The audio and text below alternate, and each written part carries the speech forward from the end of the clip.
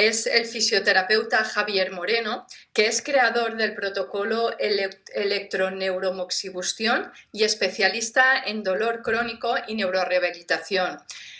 Javier Moreno nos presentará su trabajo sobre la aplicación clínica de la señal BEMER en fisioterapia y recuperación del olfato post-COVID. Javier, bienvenido. ¿Qué tal? Buenas tardes, muchas gracias. Igualmente. Javier, voy a hacerte unas preguntas así para hacer la introducción. ¿Cómo fue su primer contacto con la señal BEMER y qué le llamó la atención? Bueno, pues mira, mi primer contacto con la señal BEMER era que lo utilizaba mi suegra, era médico y fue una de las primeras personas que comenzó a aplicarlo clínicamente en España y a recomendarlo también a sus pacientes. Estamos hablando del año 2015, de la doctora Albín. ¿Qué me llamó la atención? Bueno, de mi suegra nada, porque era un médico auténticamente integral y holístico en los sentidos más amplios y profundos de la palabra. Y me sorprendía que ella lo aplicaba sistemáticamente, prácticamente, en todas las personas que acudían a su consulta. Eso es lo que me sorprendía. Yo en ese momento no era todavía sanitario, luego ya lo entendí, claro. Qué bueno. Y Javier, ¿en qué tipo de pacientes notas más la diferencia cuando incorporas la terapia físico-vascular BEMER?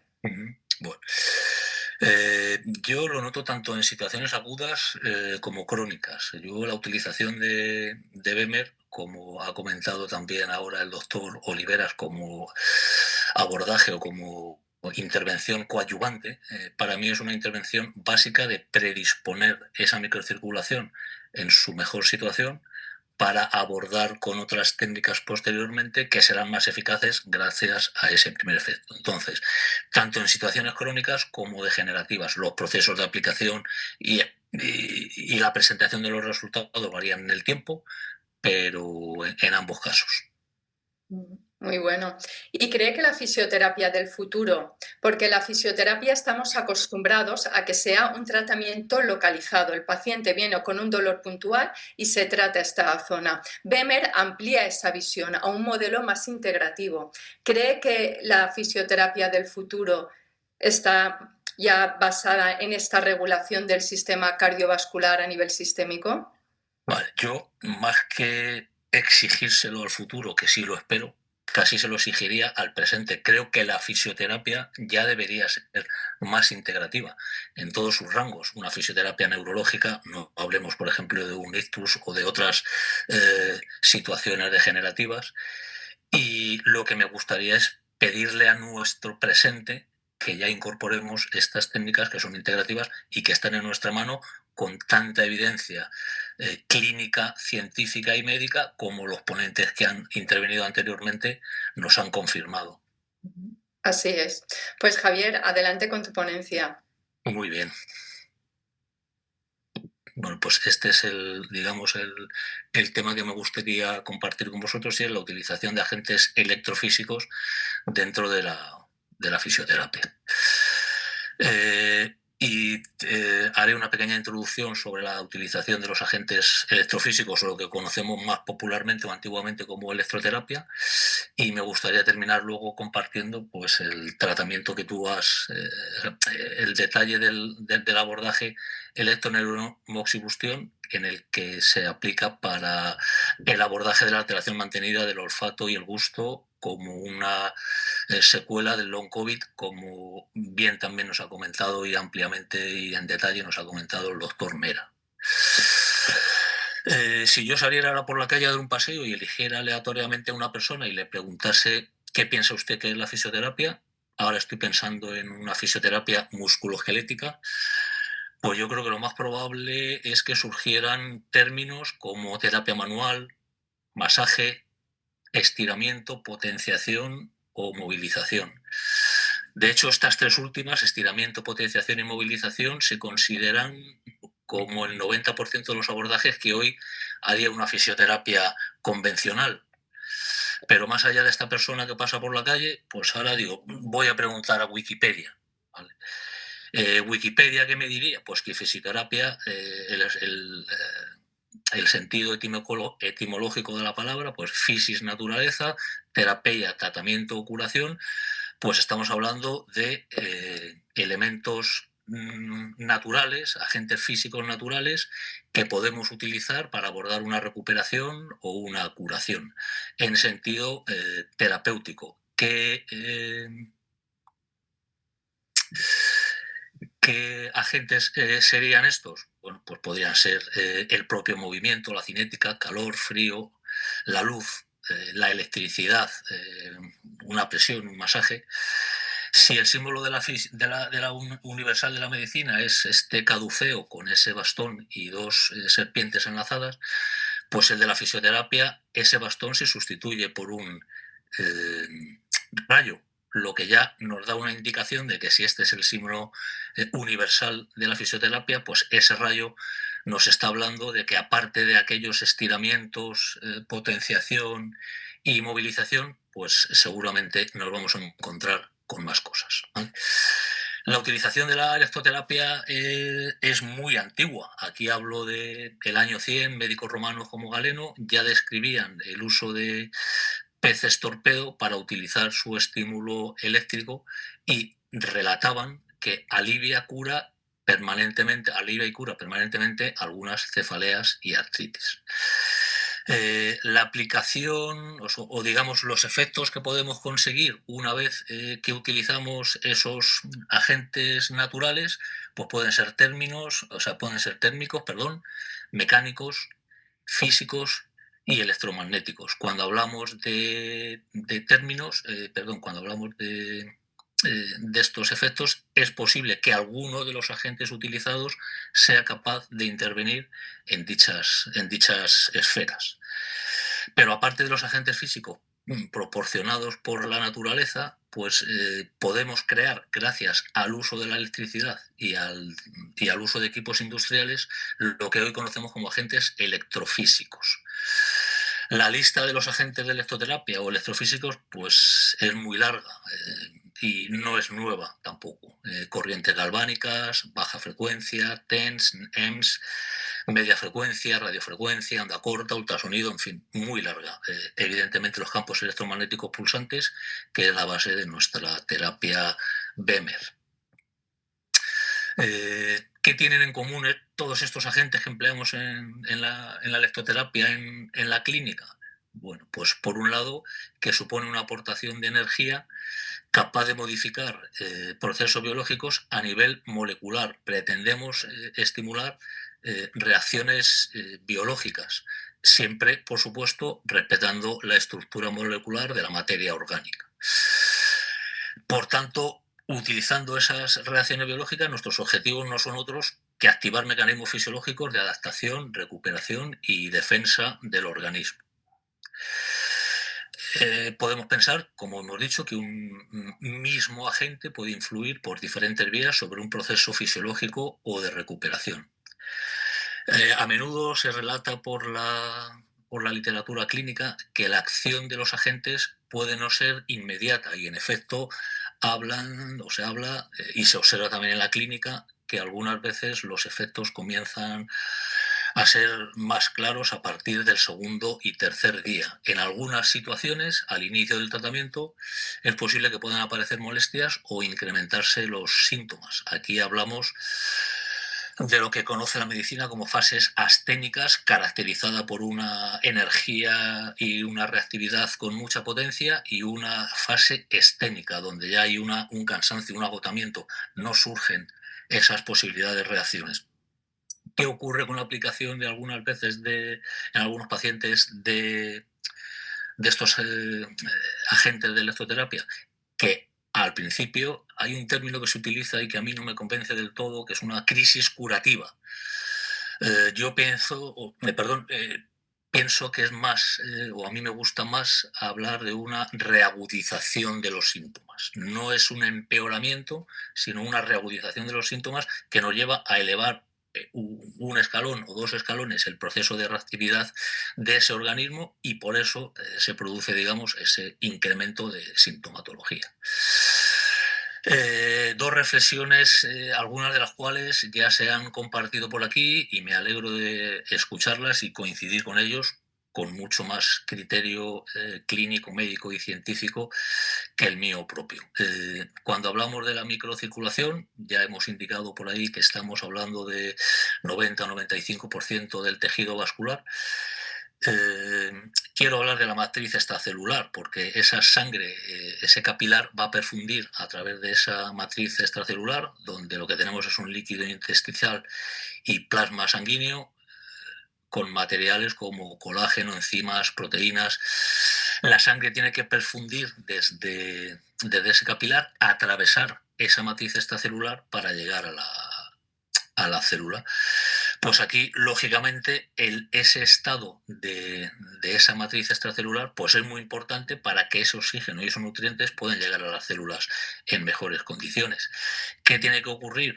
Pues que sea un líquido, o sea, perdón, una matriz extracelular pues desintoxicada, sin tóxicos. Ahí me ha gustado mucho la aportación que ha hecho el doctor Mera y me confirma un poco en estas líneas ese trastorno de desintoxicación, de detoxicación del que él habla, ¿no? Pues en la medida que seamos capaces de que esa matriz extracelular esté más drenada y más desintoxicada, pues el efecto en esas células pues será mucho más rico y con un metabolismo más funcional. Que el pH sea equilibrado, también en la medida que ese medio tenga un pH equilibrado y no haya un exceso de acidez, pues todo ese aporte sanguíneo será mejor valorado. Los métodos tradicionales de salud, no solamente los orientales, sino incluso también los occidentales, pues tienen mucha importancia o ponen mucha importancia en lo que supone el drenaje. Un drenaje tanto celular como, o sea, intracelular como extracelular, y además ayudando a los emuntorios del cuerpo a que contribuyan a ese drenaje. Los emuntorios, como bien conocemos, pues serían la piel, la propia respiración, la parte digestiva, y el propio hígado, que contribuye a que esa desintoxicación se cumpla con un mejor éxito. ¿En qué puede contribuir también la fisioterapia en este sentido? Pues el hecho de intervenir con una señal de electrones en un pH, que es un equilibrio electrónico, ayuda a equilibrar ese pH al hacer transitar esa corriente a través de los tejidos y de ese medio. Incluso tenemos también abordajes no solamente manuales para el drenaje linfático, sino también corrientes específicas que permiten un drenaje linfático pues de mucha eficacia, ¿vale? Una segunda reflexión sería para el metabolismo celular. Que la actividad de esas, o sea, que esas células estén activas y sean demandantes de alguna manera de esa mejor microcirculación, de ese aumento del flujo. Si estamos en una situación de baja actividad celular, típico, por ejemplo, en la cronicidad o la inmovilización o el sedentarismo, esas células se beneficiarán en una menor medida de esa mejora de la microcirculación. Aquí, de nuevo, la electroterapia nos puede ayudar, porque podemos lanzar estímulos a cualquier parte del organismo con señales activadoras a nivel de un músculo, un tendón, un nervio, un hueso. Podemos facilitar esa activación sin que el paciente realice ningún trabajo que probablemente por su patología no pudiera realizar. En resumen, la aplicación clínica de la electroterapia pues nos permite intervenir a nivel celular en los tejidos afectados. A nivel físico, la elasticidad es un ejemplo; a nivel químico, el pH, que ya acabo de comentar; y a nivel eléctrico, el potencial de membrana, muy importante en todos los procesos metabólicos. De forma general y sencilla, los parámetros que solemos manejar son la analgesia, la hiperemia, que es un calentamiento interno de los tejidos, no es la sensación térmica que tenemos a nivel superficial, sino el calor que se produce internamente por la resistencia que ofrecen los tejidos al paso de la corriente; la relajación y la potenciación. Otros objetivos que podemos incorporar aquí, pues el drenaje, la inflamación, vascularización, recuperación de ese potencial de membrana, como he comentado. Se suele establecer generalmente que cada agente concreto pues, tiene unas dianas específicas de tejidos o de patologías, ¿no? Pues una magnetoterapia para la recuperación de una fractura una vez que ya se ha pasado una determinada o se ha avanzado en el proceso de rehabilitación. La literatura científica nos habla desde hace mucho tiempo de que en los tejidos patológicos las capacidades bioeléctricas de las células se encuentran disminuidas. Los canales que comunican la célula con el medio extracelular pueden activarse bien iónicamente, químicamente o bien eléctricamente. En ambos sentidos, iónicamente y eléctricamente, la electroterapia nos permite intervenir. Sabemos también desde hace mucho tiempo, y la literatura clínica ya lo dice, lo decía, que un aumento de 1 grado en la temperatura interna de los tejidos mejora su capacidad metabólica en un 13%. Y la recuperación del potencial de membrana es también uno de los efectos más significativos del uso del metabolismo celular. Si el potencial de membrana se sitúa aproximadamente entre -70, -90 milivoltios, tendría que llegar en positivo a 35. Bueno, pues se ha observado que ese 35 en realidad queda algo por debajo y algunos de los agentes electrofísicos logran reequilibrar ese potencial de membrana. Siempre es importante, por supuesto, y aquí tener en cuenta las contraindicaciones y posibles efectos secundarios o precauciones que debamos tener con el uso de los agentes electrofísicos. En este caso, esto es un pantallazo de, de- del manual del BEMER. Bueno, pues simplemente para cualquier agente que vayamos a utilizar, importante conocer las contraindicaciones y los posibles efectos secundarios y las precauciones para adaptarnos en su aplicación al tratamiento de la patología con el que estemos enfocando nuestro trabajo. Preguntas y reflexiones. Si en algún momento alguna de las personas que estáis aquí pues tenéis algún interés específico sobre esta cuestión, pues al final de la presentación pues dejo ahí mi información de contacto y encantado, por supuesto, de compartir intereses, dudas y aportaciones que podáis hacer. Bueno, pues llegado a este punto, si os parece, pues vamos a ver la aplicación clínica en el abordaje de la recuperación del olfato y del gusto. Este es un protocolo de fisioterapia que supone bueno, pues el abordaje eso de una anosmia, hiposmia con el que yo comencé a trabajar en relación con tras una infección posvírica del SARS-CoV-2. ¿Cómo nace este protocolo? Porque nadie piensa en recuperar el olfato en un fisioterapeuta, ¿no? Bueno, pues aquí lo que ocurrió es que una sobrina mía, mayo-junio 2020, había perdido el olfato en plena ola COVID, llevaba 4 meses sin ninguna sensación olfatoria y me preguntó si desde la fisioterapia habría alguna posibilidad de aportar ayuda. Generalmente, y esto se considera una actividad de la vida diaria dentro de lo que es la rehabilitación de las personas, son los terapeutas ocupacionales los que abordan estas cuestiones. Pero en aquel momento, de plena pandemia, pues no encontramos ayudas en este sentido y decidí yo mismo pues, ponerme manos a la obra con mi sobrina. En aquel momento, ¿qué había? ¿Cuáles eran los abordajes precedentes? Pues el entrenamiento olfatorio, data del año 2009, un médico otorrino y científico alemán, y hoy seguimos considerando que es el único abordaje que goza de evidencia científica. ¿Qué hice en ese momento? Pues reflejé y estudié toda la fisiología olfatoria hasta el máximo grado en el que yo podía llegar e identificar anatómicamente aquellas regiones a través de las que yo podría intervenir sobre el sistema olfatorio. Nariz, senos paranasales y bulbo olfatorio aquí en la parte frontal.